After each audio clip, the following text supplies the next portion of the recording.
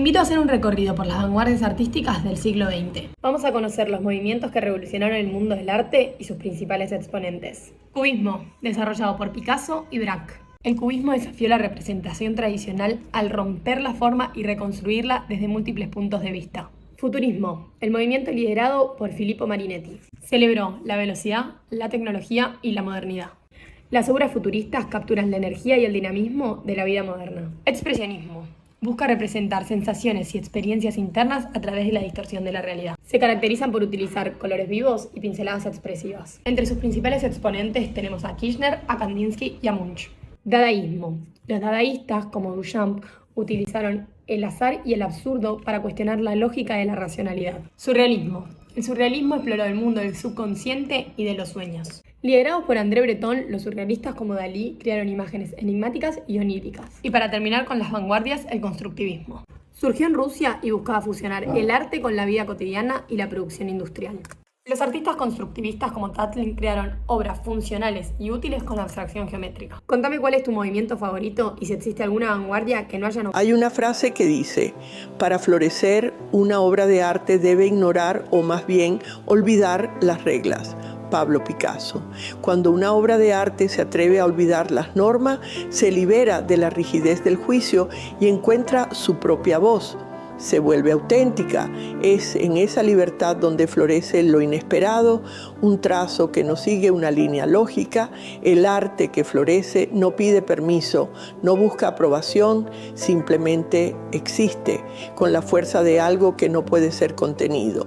Para florecer, una obra de arte debe nacer de la emoción más pura, de ese lugar donde el miedo a equivocarse se disuelve y solo queda el deseo de crear.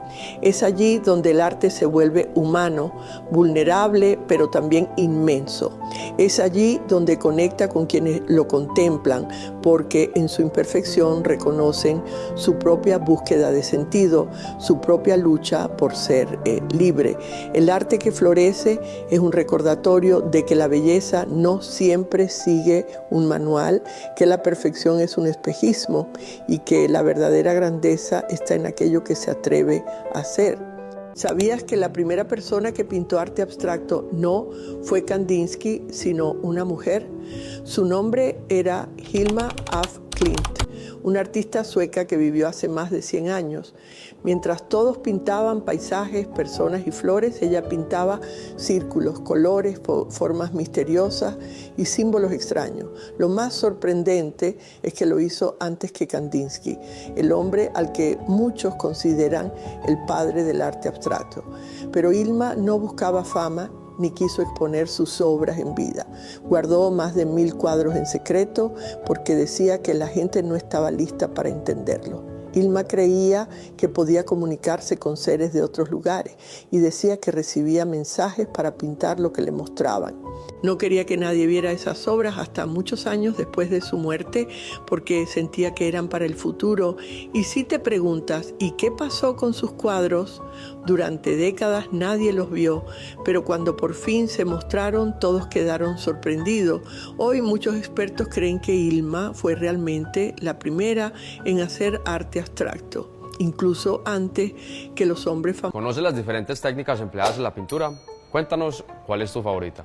Pintura al óleo. El óleo es una de las técnicas de pintura más antiguas. Se caracteriza por el uso de pigmentos mezclados con aceites. Una de las ventajas más notables del óleo es su capacidad para permanecer húmedo durante un tiempo prolongado, lo que permite al artista trabajar en detalles minuciosos y obtener colores intensos, así como también facilita la superposición de capas, permitiendo crear obras con gran profundidad. La acuarela. La acuarela es una técnica de pintura que utiliza pigmentos diluidos en agua. Se destaca por su transparencia y creación de capas sutiles. Los colores se aplican en capas transparentes sobre el papel, lo que permite que la luz pase a través de ellos, creando efectos luminosos. Al ser diludida en agua, esta técnica no permite cometer errores, y por esto algunos artistas la denominan como la técnica más complicada. Pintura acrílica. A diferencia del óleo, la pintura acrílica se seca rápidamente, lo que permite a los artistas trabajar en capas sucesivas en un corto periodo de tiempo. Esto facilita la creación de obras con colores vivos y una superficie uniforme. Los acrílicos se pueden utilizar en una variedad de superficies, incluyendo lienzo, lienzo, madera, papel y más.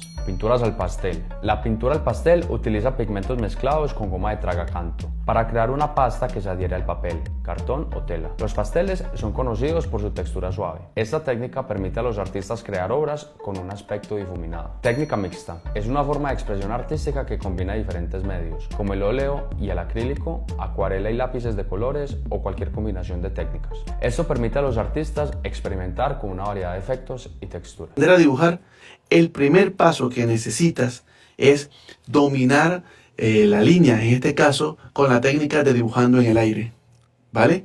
El segundo paso que necesitas es simplificar la forma, y esto lo hacemos a través de las figuras geométricas. El tercer paso es la direccionalidad de las líneas, en este caso lo que son las perspectivas. Cuarto paso sería lo que es la interpretación de la luz, ¿listo? Y 5, pues obviamente seguirme, compartir este live, dale tap tap, ¿vale? Eso es fácil. Ustedes lo comparten, le dan tap tap, me ayudan y yo les enseño paso a paso. Así que vamos a aprender la primera técnica número 1 de dibujo, dominando la línea con la técnica de dibujando en el aire. ¿Listo? Primer paso de la técnica es esta parte lateral de la mano no la vamos a dejar pegada en el papel, ¿vale? Porque nos limita el movimiento. Segundo, solamente nos vamos a apoyar ligeramente sobre aquí, ya sea sobre el meñique o sobre la palma, dependiendo de lo que vayas a hacer. La cosa es que al apoyarnos ligeramente sobre el papel y apuntar nuestro lápiz hacia la hoja, podemos hacer esto, mover en paralelo. ¿Listo? Esto nos permite tener un poco de apoyo y al mismo tiempo soltura. Ahora, segundo paso de la técnica es previsualizar. En este caso vamos a hacer un círculo y no lo vamos a hacer de golpe, sino que vamos a dibujar. De aquí el nombre de la técnica, dibujando en el aire. Vean esto. Voy a previsualizar el círculo. ¿Listo? Como si lo estuviera dibujando en el aire. Una vez que ya lo tengo, lo único que hago es trazo el círculo. ¿Listo? Así de sencillo. Repitamos otra vez. Mover en paralelo. ¿Listo? Un ligero apoyo. Aquí miren, voy a sobresalir un poquito acá. Un ligero apoyo. ¿Listo? Aquí estoy exagerando para que puedan ver que lo estoy moviendo en paralelo con el lápiz. ¿Ven? Repetimos. Vamos a hacer un círculo. Previsualizamos, lo imaginamos. Eso es arte. Esto es libertad. El arte académico es realista. El arte vanguardista no imita la realidad. El arte académico recrea el mundo tal cual es, composición equilibrada, profundidad, perfección. Ese es su reto. El vanguardista recrea el mundo interior del artista con formas distorsionadas, con colores intensos, con la perspectiva fragmentada. Esa es su verdad. El arte académico es agradable a los ojos, busca agradar. Y el arte de vanguardia es grotesco, busca incomodar. Entonces el arte clásico es para los ojos y el arte vanguardista para la mente. Exacto, pero cuando los mezclas nace algo increíble. No obstante, lo mío es el arte. ¿Sabías que el movimiento vanguardista cambió la literatura? Nació a principios del siglo XX, desafiando las normas establecidas. Los vanguardistas buscaban romper con la tradición y experimentar. Se exploraron nuevas formas de expresión y estilos narrativos. El surrealismo y el futurismo fueron dos de sus corrientes más influyentes. Los vanguardistas también abordaron temas... En el siglo IV a.C., en Tanagra, una ciudad de la Grecia clásica, se creaban figuras de terracota únicas, mujeres, niños, escenas cotidianas. Las figuras de Tanagra no solo nos revelan cómo vivían, sentían y veían la belleza. También nos siguen enseñando hasta hoy a trabajar con precisión, a leer el material y a entender que cada decisión técnica es fundamental. Cuidaban los espesores, los apoyos y las uniones, pensando en que las piezas resistieran en el tiempo. Es increíble cómo desde la prehistoria se creaba arte en pintura, grabado, bajorrelieve y arte mobiliar. Y destaco que desde el periodo mesolítico cultivamos nuestra guata. Hoy en la línea de tiempo veremos arte prehistórico. El inicio. El arte desde la edad de piedra se encuentra dividido en tres: paleolítico superior, mesolítico y neolítico. Si hablamos del periodo paleolítico, este se divide en inferior, medio y superior. Y nuestra historia empieza en el paleolítico superior, entre 30.000 y 10.000 años antes de Cristo. Cuando hablamos de historia del arte prehistórico, es imposible no hablar de las cuevas de Altamira o las de la Dordoña francesa. Ahí se encuentran pinturas de animales como los mamuts, caballos, gacelas, osos, pero también plasmaban sus manos y figuras humanas. Imagínate el humano moderno en esas cuevas, ¿qué crees que dibujaría? Comenta. Ahí también podemos resaltar la ausencia de paisajes que acompañan la historia de la caza o luchas. También debemos señalar que las imágenes se encuentran llenas de movimiento y naturalidad. Utilizan pigmentos naturales de donde predominan el color ocre, el color negro de carbón y también tonos rojizos. Esos tintes eran mezclados con grasa animal y utilizaban ramas, fibras y sus manos para pintar. Obviamente muy diferente a la actualidad que lo tenemos todo hecho. El arte en esta época tenía un sentido religioso. Pero hoy en día, ¿qué sentido le ves tú? En el periodo mesolítico todavía el hombre era nómada y solo es el comienzo del sedentarismo, a raíz de la guata. Dentro de los objetos encontrados se resaltan los cantos rodados tallados con bandas y puntos, elaborados por la cultura asiriense. Las esculturas en relieve, las tallas de figuras, el tallado, incluso aparece la decoración de los objetos personales, lo que se conoce como el arte mueble. En cuanto a la pintura, la Cueva de las Manos en el Valle del Río Pintura, en la Patagonia, Argentina, muestra un arte más racional en donde comienza a aparecer lo abstracto. Tienen peso en la expresión del arte, reuniones y actividades desarrolladas como la caza, bailes, ritos y escenas bíblicas. El Neolítico se encuentra determinada por el final de la vida nómada. Por lo tanto, los hallazgos nos muestran el arte y los oficios de la sociedad que practicaban la agricultura y la cría de animales para su sustento. Técnicamente, el Neolítico es el comienzo de la civilización. Fue una explosión de creatividad expresada de diferentes maneras y que además duraron periodos distintos en cada uno de los continentes. El sedentarismo de los grupos humanos introdujo el arte megalítico, en la cual reconocía la construcción de templos, santuarios y tumbas y otros. Todavía hay mucho que aprender de historia del arte. Y esta solo fue la primera parte. Si quieres aprender más sobre historia del arte, solamente sígueme. Aquí voy a estar compartiendo semana a semana historia del arte, curiosidades y tips de dibujo hiperrealista. ¡Vamos! Hola, soy Claudia Villaseca y aprende conmigo sobre el lenguaje visual. Te cuento que el lenguaje visual es un lenguaje que desarrollamos en el cerebro que decodifica las imágenes o gráficos. Por tanto, el lenguaje visual es una forma de comunicación de creación de mensajes visuales. A la par, este mensaje tiene diferentes elementos que ahora en este video te detallaré. Cuando se habla de lenguaje visual se debe tomar en cuenta los siguientes elementos, que van desde las formas, el color, los tipos de texturas, las formas de iluminación en una imagen. A la par, hay que destacar que todos estos elementos serán analizados por medio de la sintaxis y la semiótica.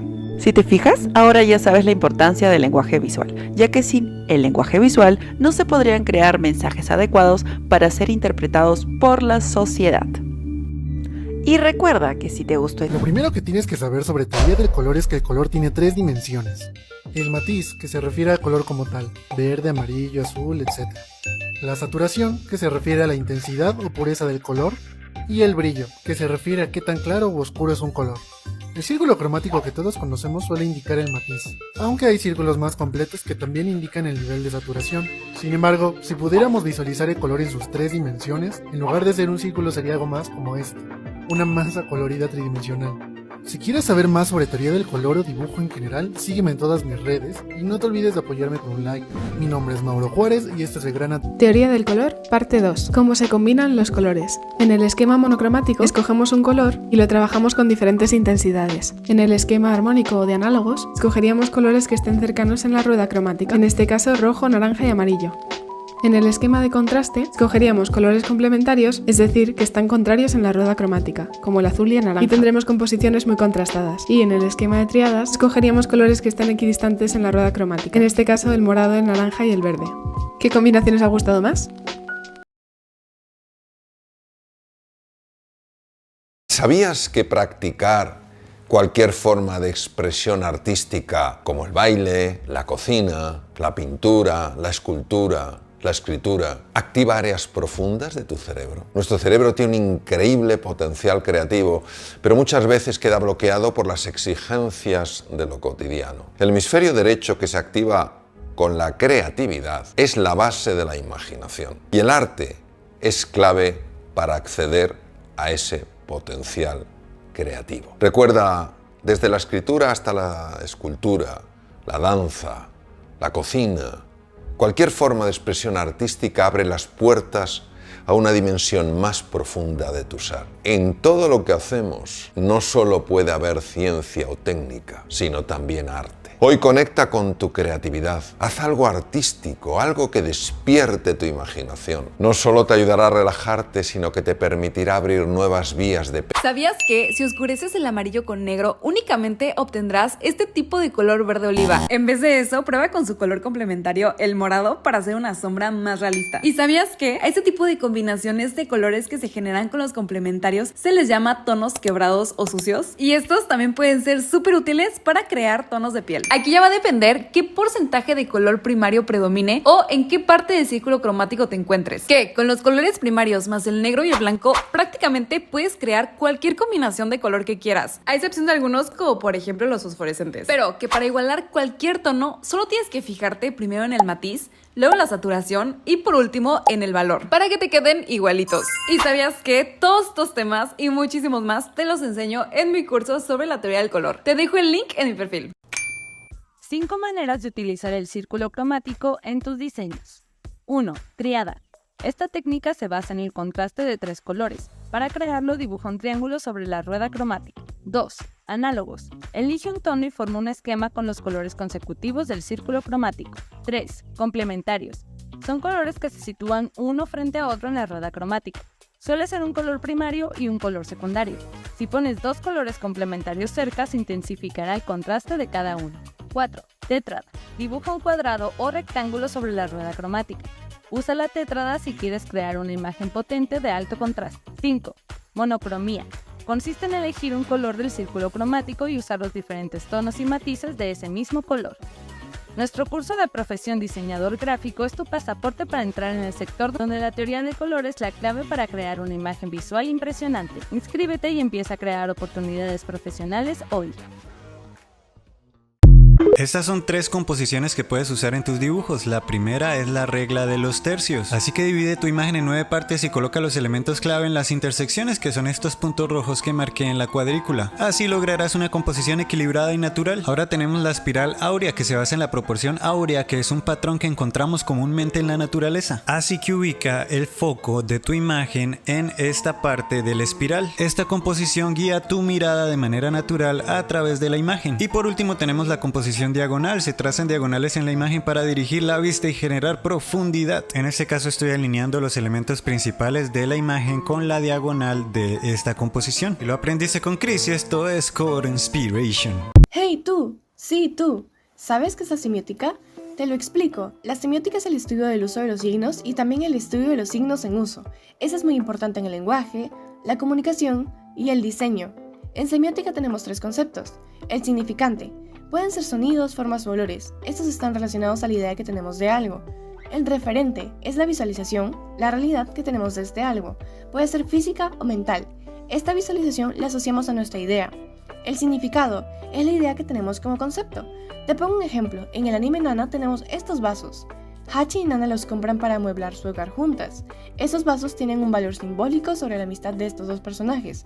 Si los analizamos con la teoría triádica de Peirce, obtenemos que los vasos son el significante, unos vasos de cristal o vidrio transparente sin color y con fresitas rosas en la parte superior son el referente, puesto que esta es nuestra visualización mental del objeto y su realidad, y la amistad de Hachi y Nana es el significado, ya que cuando pensamos en los vasos, interpretamos que simboliza la amistad entre ellas 2.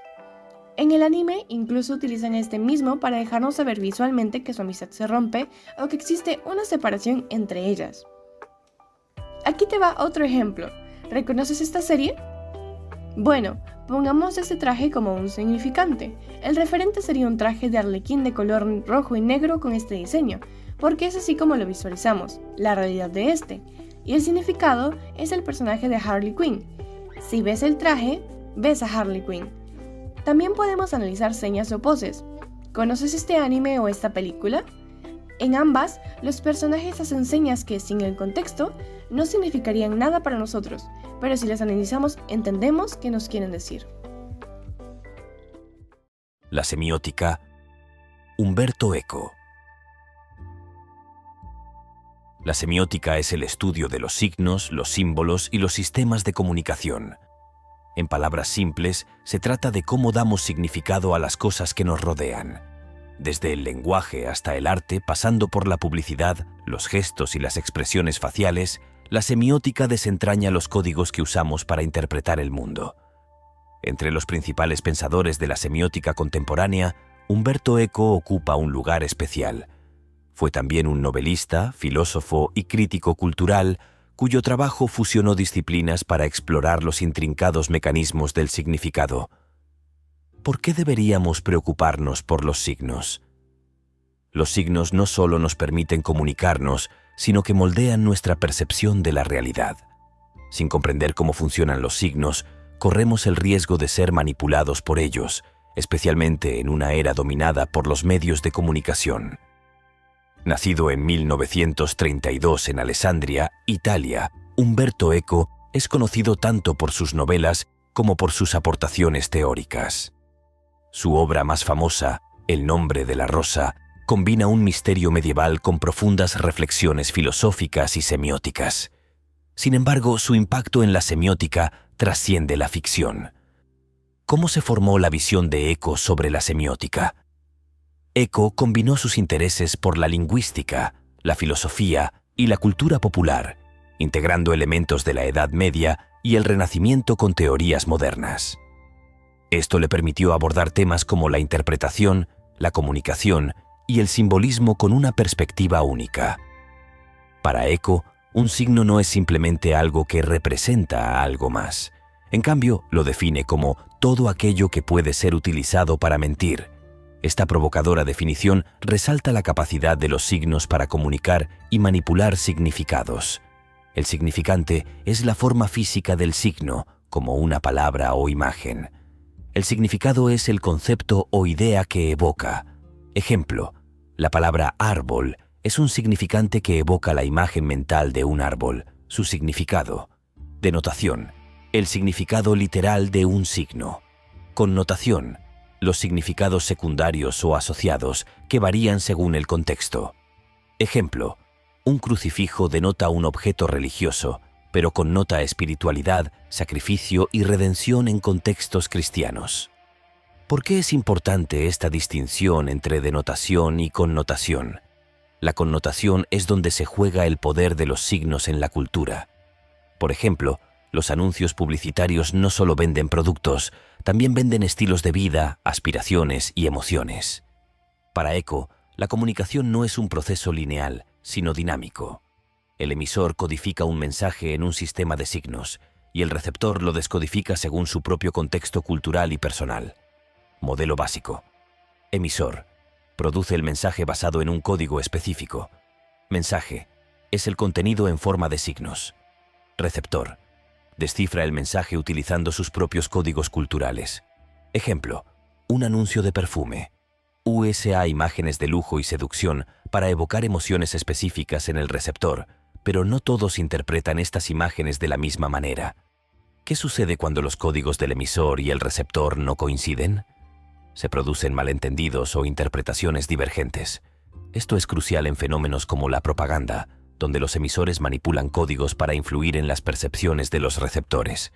Eco argumenta que toda cultura puede analizarse como un sistema de signos interconectados. Los mitos, las tradiciones y los valores son signos que transmiten significados culturales. Ejemplo, la idea del sueño americano como símbolo de éxito y prosperidad. Denotación, lograr una vida cómoda a través del esfuerzo. Connotación, individualismo, materialismo y competencia. ¿Cómo afecta esto a nuestras decisiones cotidianas? La semiótica cultural influye en todo, desde nuestras elecciones de moda hasta nuestras ideologías políticas, al moldear cómo interpretamos los signos que nos rodean. Eco introduce la idea de que el significado no reside únicamente en el texto o en el signo, sino en la interacción entre el texto y el lector. Lectura abierta versus cerrada. Texto abierto. Permite múltiples interpretaciones. Ejemplo, obras de arte abstracto. Texto cerrado. Dirige al lector hacia una interpretación específica. Ejemplo, propaganda. Polisemia. La capacidad de un signo de tener múltiples significados dependiendo del contexto. Ejemplo, la palabra banco puede referirse a una institución financiera o a un asiento según el contexto. ¿Es posible controlar completamente el significado de un signo? No. porque los receptores siempre reinterpretan los signos según sus propias experiencias y conocimientos. Eco fue uno de los primeros en analizar la influencia de los medios de masas desde una perspectiva semiótica. Ejemplo, los anuncios televisivos no solo venden productos, sino que construyen narrativas culturales que refuerzan valores específicos. Eco aplicó sus ideas semióticas a la literatura, explorando cómo los textos narrativos generan significado a través de estructuras simbólicas. Ejemplo, en El nombre de la rosa, utiliza referencias medievales para jugar con las expectativas del lector, creando un texto abierto rico en significados. Algunos críticos consideran que la teoría de Eco es demasiado técnica y difícil de aplicar en contextos prácticos. La polisemía puede llevar a una fragmentación del significado, dificultando la comunicación efectiva. Umberto Eco nos enseñó que los signos están en todas partes y que comprenderlos es clave para navegar en un mundo complejo y mediado. Desde los textos literarios hasta los memes de Internet, la semiótica sigue siendo una disciplina vital para descifrar las capas de significado que dan forma a nuestras vidas. ¿Cómo usamos los signos para construir nuestra identidad y entender la realidad?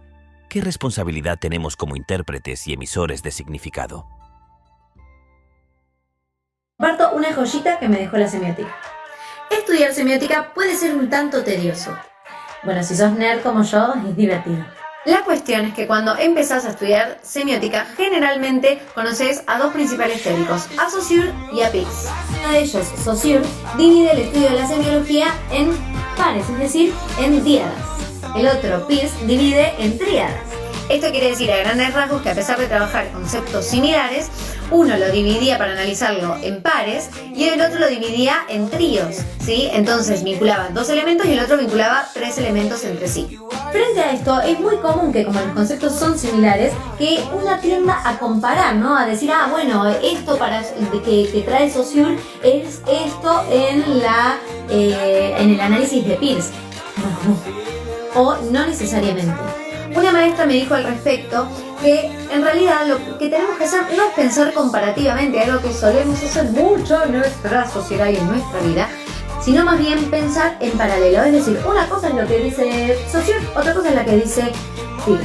Lo cual es muy interesante porque esto nos genera no reemplazar o movernos dentro de una misma cosmovisión, sino tener cosmovisiones distintas en paralelo que nos permiten elegir respuestas. Me gustaría que la gente viera en una galería lo mismo que ve en una tienda de H&M, que entra, que no tiene que hablar con nadie, no tiene que responder a ciertos códigos de vestimenta, ni a ciertos códigos del lenguaje, ni tiene que ni siquiera presentarse. Puede entrar, quedarse ahí todo el tiempo que quiera, mirar todo lo que quiera y salir como Pedro por su casa, igual como lo hacen en H&M. La diferencia es que en H&M hay ropa seriada, toda igual, hay más gente, hay ruido, y en una galería la invitación es a encontrarte contigo mismo. Y eso es una invitación mucho, mucho, mucho más enriquecedora que ir a una tienda de H&M el fin de semana. No tengo nada contra H&M. Mi punto es, la galería es un lugar que acoge a personas y las invita a pensar, a descubrirse en sus emociones, a conocer artistas, a aproximarse al arte sin tener que demostrar si sabes o no sabes. No, tú y la obra que hay enfrente. Tú y tú mismo. En silencio, apreciando la belleza, apreciando al artista, apreciándote a ti mismo, incluso escuchando tu respiración. Es un lugar al que todos debiésemos querer entrar, ojalá muchas veces a la semana. Podría resultar de eso un despertar de la conciencia, un despertar de tus móviles, un propósito, mejorar tu ánimo, encontrar ideas distintas a lo que estás haciendo en cualquier disciplina. ¿Cómo finalizar una conferencia o cualquier presentación? O cuando hables en público, ¿cómo terminar? Aquí te voy a explicar. Mira, me gustaría que lo vieras así. Un mal cierre puede echar a perder una buena presentación y un buen cierre puede salvar una mala presentación. Es mucho más fácil decir qué no hacer, así que te van primero 3 qué cosas no tienes que hacer. Primero, muchas gracias a todos, no agradezcas al final. ¿Sabes cuál es el mejor agradecimiento? Que hagas un buen trabajo. No pierdas ese momento tan valioso agradeciendo, no lo hagas. Yo sé que mucha gente va a decir, pero eres un... Sí, tú no sabes. Aquí estás para aprender. Segunda, ya para terminar. No, qué tontería. Bueno, ya para terminar, ¿a poco dijiste ya para empezar? Ya para continuar, ya para terminar es un reflejo de que no sabes terminar. Está mal hecho. Pierdes estilo, pierdes percepción. No lo hagas. Y por último, en conclusión, ¿a poco dijiste ya en intro producción, en desarrollo, en conclusión, porque como yo no sé concluir, entonces tengo que decirlo para que yo sepa que ya estoy concluido. Es una mala práctica, es un vicio, es una falta de conexión. No sabes hacer la transición. ¿Cómo sí hacerlo entonces? Hay muchas más formas, te voy a explicar una que te va a servir toda la vida. Se llama la doble F. Frase final. No es una cita, jamás termines con una cita. Termina con una frase tuya. Una oración que resuma la idea principal que querías comunicar en toda la presentación. Es como la cereza del pastel. Tiene que ser tuyo. Ahora, hay formas de diseñar la frase final para que suene bien, para que suene sexy, para que suene atractiva, para que sea memorable, para que la gente diga, wow, claro, que la anoten en su libreta y que sepan que ya terminaste después de decirla. Si quieres que te enseñe de cómo diseñar esta frase final, mira, si este video llega a 200 compartidos, hago un video explicándotelo, ¿ah? Aquí me tienen delante de ustedes y ustedes delante de mí, y es una verdad que nadie podrá desmentir. Y ahora me pregunto, ¿y por qué estoy aquí? Y enseguida tengo mi respuestación, porque yo soy muy rápido en todo. Estoy aquí porque no estoy en ninguna otra parte y porque ustedes me llamaron. Y si el pueblo me llama, el pueblo sabrá por qué lo hizo.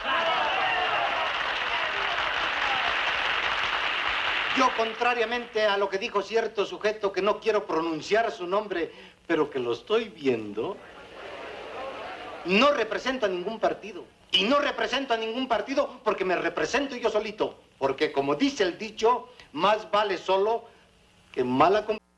Empiezo por decirles cuáles son los beneficios comprobados científicamente que la música nos aporta a nosotros los niños. Para empezar, podemos hablar de las emociones positivas, como la autoestima y la autovaloración. Y por último, podemos hacer mención de las habilidades sociales y escolares, como la resolución de conflictos, la expresión, la empatía, el trabajo en equipo, la motivación escolar y la concentración. 3 tips para vencer el miedo al hablar en público. 1. Practica tu exposición frente a un espejo 5 minutos diarios. 2. Respira profundo 3 veces antes de hablar. Eso le dice a tu cerebro, estoy en control.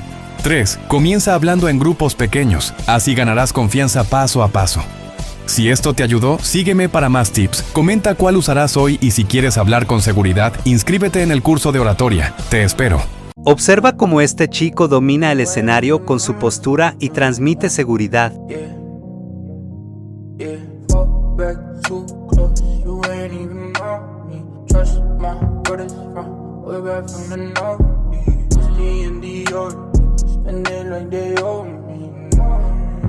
¿Vas a dar un discurso o tienes una presentación? 3 claves de tu lenguaje no verbal. Primera regla, sube al escenario ya con tu postura recta y transmitiendo seguridad. Aunque no la tengas tú, dile a tu cuerpo que sí. Regla número 2, aunque estés muy nerviosa o nervioso, no te toques la ropa, ni el pelo o la cara. Regla número 3, por muy serio que sea el discurso, siempre puedes empezar con una sonrisa. Así que trabaja la empatía desde el minuto 1. No les tengas tanto miedo porque ellos, si estuvieran en su lugar, tendrían tanto o más que tú. Practica tu comunicación y suscríbete a mi newsletter, te la dejo en la bio. Muy bien, tienes 5 minutos para hacer tu presentación sobre la autoestima. Empezamos. Ok, buenos días. Hoy les voy a hablar sobre la autoestima. Muy bien, te voy a corregir. Primero voy a corregir tu postura. Quiero que coloques una pierna adelante, una pierna atrás. Vamos a colocar todo el brazo hacia atrás y las manos a la altura de la cintura. Ahora, vamos a tratar de dividir al público en 3 ángulos. 1, 2, 3. Ahora vamos a decir buenos días. A ver. Buenos días. Eso. Me presento, mi nombre es. Me presento, mi nombre es. ¿Dices tu nombre? María José. Eso. Hoy les voy a hablar. Hago una apertura. Hoy les voy a hablar. Eso, de la autoestima. Hago como una cajita. De la autoestima. Eso, ahora todo conjunto. Buenos días. Buenos días. Me presento. Me presento. Mi nombre es. Mi nombre es María José. Hoy les voy a hablar sobre la autoestima. Eso, hace como una cajita ahí. Sobre la autoestima. Muy bien. Ahora intenta solita, a ver. Buenos días. Me presento. Hoy les voy a hablar sobre la autoestima. Muy bien, María José. Ok, ahora para que suene más impactante vamos a empezar con un dato. A ver, ¿sabías que el 90% de las personas, ¿Sabías que el 90% de las personas tienen baja autoestima? ¿Sabías que el 90% de las personas tienen baja autoestima? Buenos días, me presento, mi nombre es María José y hoy les voy a hablar sobre la autoestima. Si quieres aprender más técnicas para hablar en público, no te pierdas nuestro programa oratoria. Escribe